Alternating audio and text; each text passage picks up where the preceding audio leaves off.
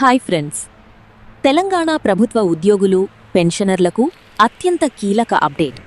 ఇప్పుడే విడుదలైన GOMs number 79 ప్రకారం ఎంప్లాయీస్ హెల్త్ స్కీమ్ ఈహెచ్ఎస్ అమలులో కీలక మార్పులు తీసుకొచ్చారు.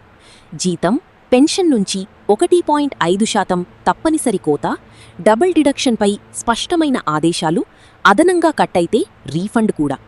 ఈ జియోలోని ప్రతి ముఖ్యమైన అంశాన్ని పూర్తిగా తెలుసుకుందాం. మొదటిగా, ఈ జీవో ప్రకారం ఎంప్లాయీస్ హెల్త్ స్కీమ్ అమలు కోసం ప్రత్యేకంగా ఎంప్లాయీ హెల్త్ కేర్ ట్రస్ట్ ఈహెచ్సిటి ఏర్పాటు చేసిన విషయాన్ని ప్రభుత్వం మరోసారి స్పష్టం చేసింది. ఈ ట్రస్టుకు ఉద్యోగులు, పెన్షనర్లు చెల్లించే విరాళంతో పాటు ప్రభుత్వం కూడా సమాన మొత్తాన్ని మ్యాచింగ్ కాంట్రిబ్యూషన్గా అందిస్తుంది. రెండవ ముఖ్యాంశం, ఈ స్కీమ్ అమలును పర్యవేక్షించేందుకు బోర్డ్ ఆఫ్ ట్రస్టీస్ను పునర్వ్యవస్థీకరించారు. ఈ బోర్డుకు ప్రభుత్వ ప్రధాన కార్యదర్శి చైర్మన్గా ఉంటారు. అలాగే ప్రభుత్వ అధికారులు, ఉద్యోగ సంఘాలు, పెన్షనర్ల సంఘాల ప్రతినిధులు సభ్యులుగా ఉంటారు. మూడవ మరియు అత్యంత ముఖ్యమైన విషయం, 2026 మే నెల జీతం లేదా పెన్షన్ అంటే జూన్ నుంచి చెల్లించే మొత్తాల నుంచి ప్రతి నెల బేసిక్ పే లేదా బేసిక్ పెన్షన్లో 1.5% తప్పనిసరిగా ఈహెచ్ఎస్ ఫండ్కు కట్ చేయాలని ప్రభుత్వం ఆదేశించింది. నాలుగో అంశం, ఈ మొత్తాన్ని ఎంప్లాయీ హెల్త్ స్కీమ్ ఫండ్ పేరుతో ప్రత్యేక head of account 8229 development and welfare funds, 102 development funds for medical and public health purposes, 01 employee health scheme fund కింద జమ చేయాలని స్పష్టంగా పేర్కొంది.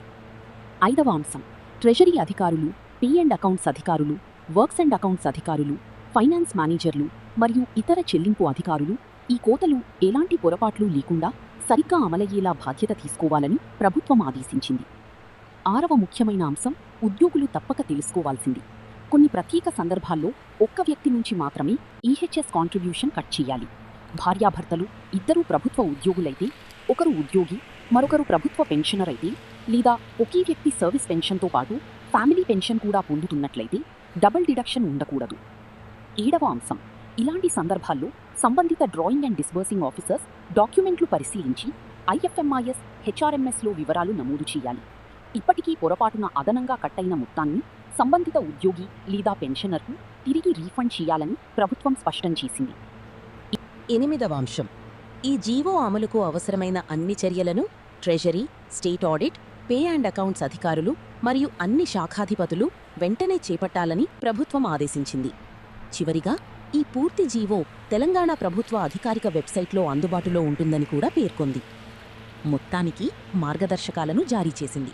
ముఖ్యంగా 1.5% తప్పనిసరి డిడక్షన్, డబుల్ డిడక్షన్కు చెక్, అదనంగా కట్టైన మొత్తానికి రీఫండ్ వంటి అంశాలు ప్రతి ప్రభుత్వ ఉద్యోగి, పెన్షనర్ తప్పకుండా తెలుసుకోవాల్సినవే. ఈ సమాచారం ఉపయోగకరంగా అనిపిస్తే వీడియోను లైక్ చేయండి, షేర్ చేయండి. ఇంకా ఇలాంటి తాజా ప్రభుత్వ ఉద్యోగుల అప్డేట్స్ కోసం మా ఛానల్ను తప్పకుండా సబ్స్క్రైబ్ చేయండి. Thank you.